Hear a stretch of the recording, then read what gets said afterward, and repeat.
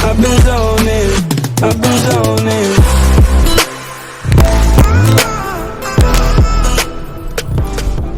What's going on, everybody? Welcome back to the channel, man.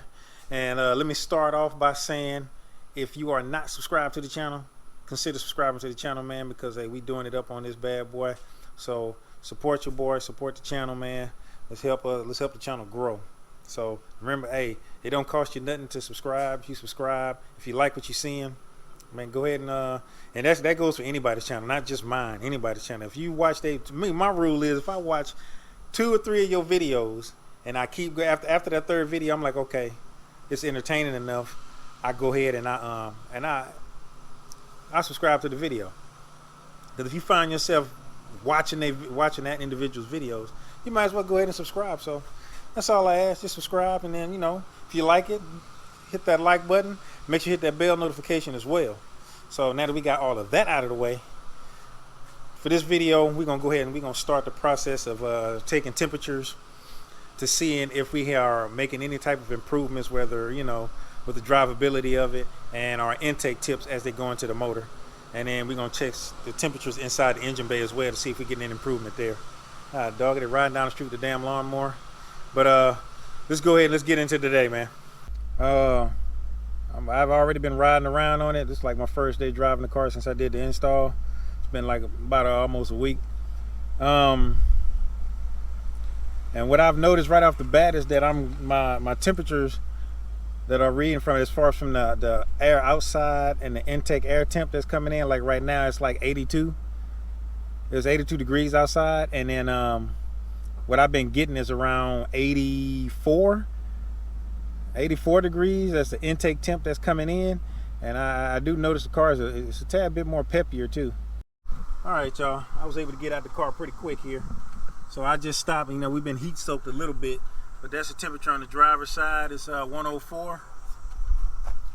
And then here on the passenger side, on the firewall, we got 104 back there. And we got 105 on the passenger side strut tower. So the car been sitting outside. The temps we have right now is on the driver's side. We got 87.6 degrees. And then back here on the firewall passenger side, we got 88.8 degrees. And then on the passenger side, strut tower, we got 87.6 degrees. All right, so I just got to the highs. This is the driver's side, 100.5. In the back here, we like at 98, and right here we're like 98.2. So when it comes up, it's coming up through here, because this thing, it's all cold right here. It feels cold to the touch. I mean, it's cold, and it's warm right here. And it's a little warmer here, but it's cold to the touch, all right here. So I can only imagine that the air is coming up through here, and since it shoots here, it's like pretty much it's forcing more air to come through here faster. So I say that because the throttle response is even better. It's like it feels like the car is pulling even harder. And this is only the first day, but so far I'm liking what I'm experiencing so far. So right now, it's kind of what I'll be looking at. It's temperature outside is 89 degrees, and my intake charge on the access port is showing that it's set about 93. So that's 3 to 4 degree difference in the outside temperature.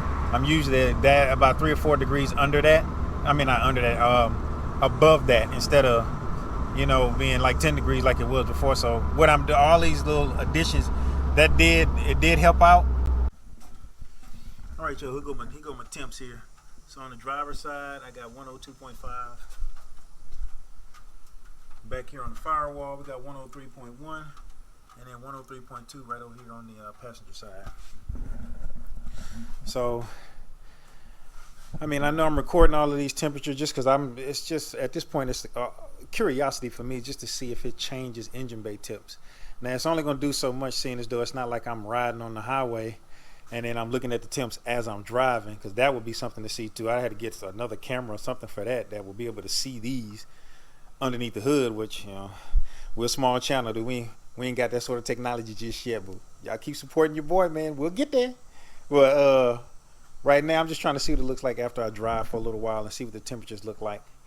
But for the most part, the most thing we're trying to pay attention to really is as we're driving, what is the outside temp and the intake charge coming into the motor, what the access port is telling me there.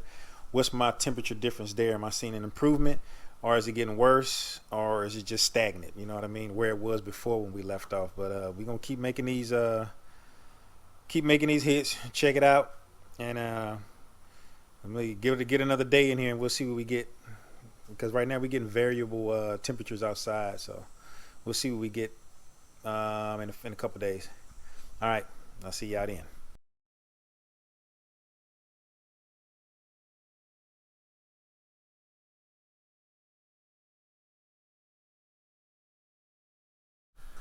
All right, y'all. So on that last clip, I don't know what happened. My camera wasn't recording no sound for some reason.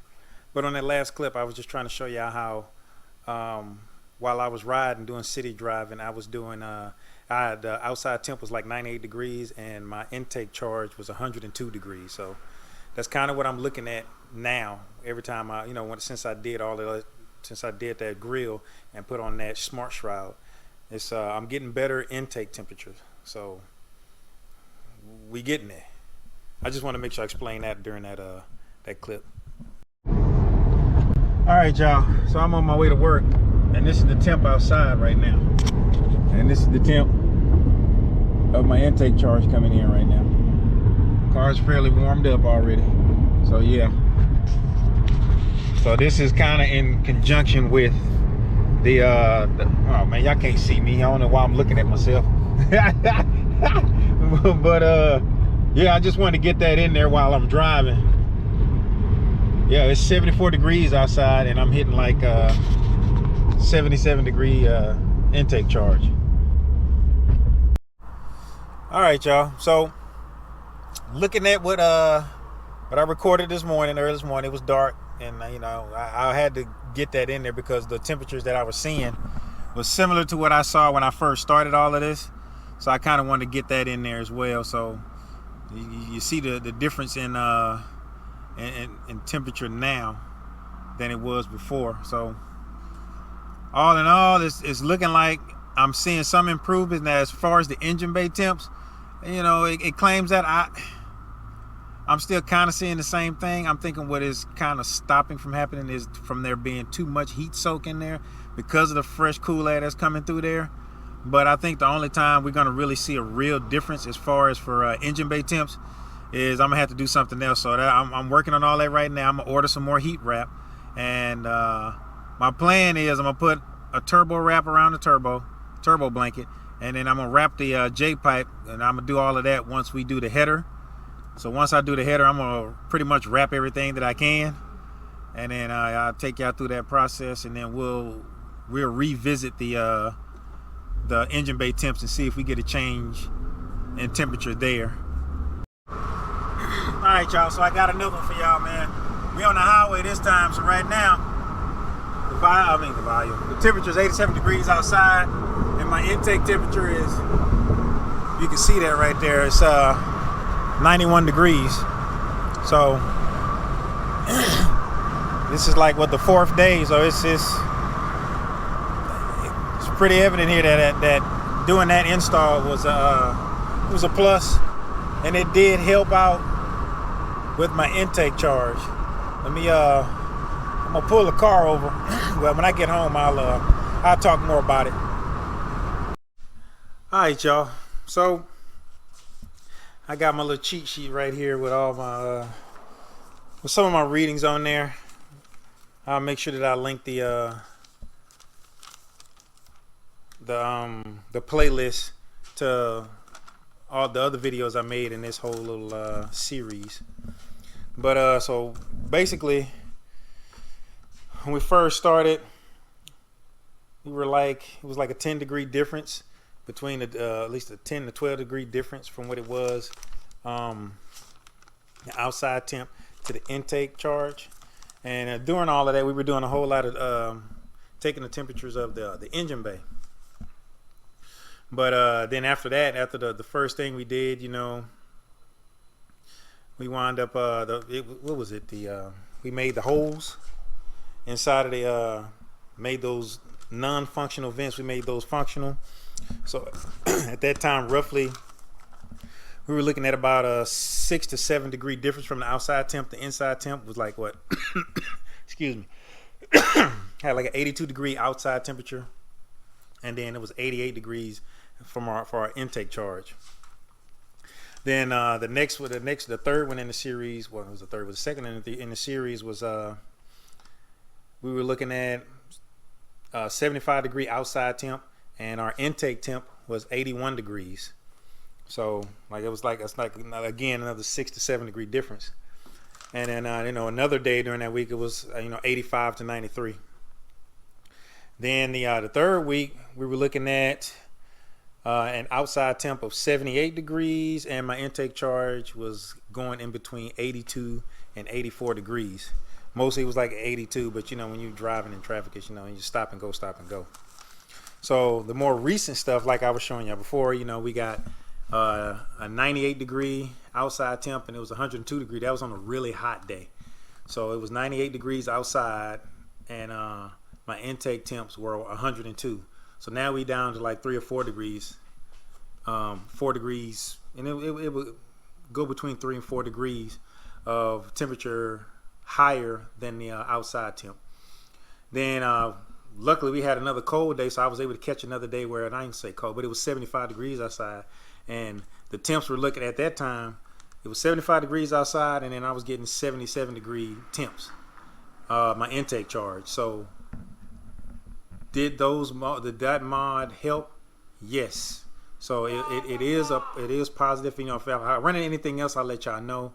But so far, it's minimal. But like I said, we're gonna have to nickel and dime this thing. And then, as you'll see right at the end, I kind of stopped taking engine bay temps, because at that point, as far as engine bay temperature changing, no, I think that was a fail from that compressive tuning thing. Now, the only thing I will say that it did help, it has slowed the process of heat soaking.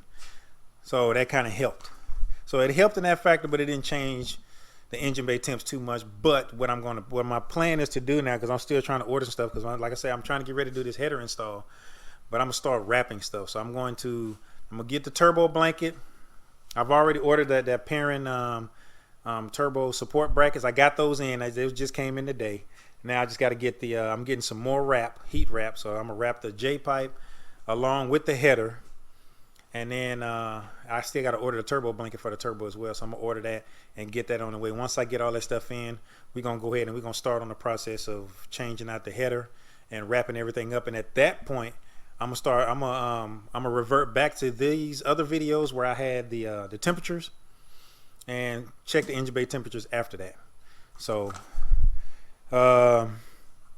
another thing I noticed about that is an increase in gas mileage. So I'm getting more miles to the gallon now.